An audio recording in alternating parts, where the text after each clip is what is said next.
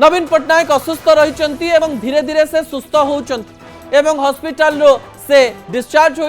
discharge हो घर को जीवे एवं यही समय गतकाली न्यूज 18 कॉन्क्लेव रे प्रताप जेना जी उपसभापति रही विजु जनता दल से कहले नवीन पट्टनायक संपूर्ण फिट अच्छी एवं टिके वर्षा दिन सरीगले शीत दिन बेलू प्राय 30 जिला बुलिबे नवीन पट्टनायक एक कथा से कहते ठीक अच्छे किंतु ये असुस्थता समय नवीन पट्टनायक हालचाल बुझापी फोन करते प्रधानमंत्री नरेंद्र मोदी फोन करते सत कथा जनक शरीर जितेबाला असुस्थ होती से विरोधी हो किंबा जहा हो पूर्वर तो सांगरे थिले एवं सांग को फोन करिबारे कोनोसी प्रकार द्वंद्व नाही किंबा कोनोसी प्रकार कन्फ्यूजन नाही आराम रे आपण कॉल करि परिबे एवं प्रधानमंत्री तांको दायित्व करिसंती नवीन पट्टनायक फोन उठेइसंती जेहेतु पूर्वर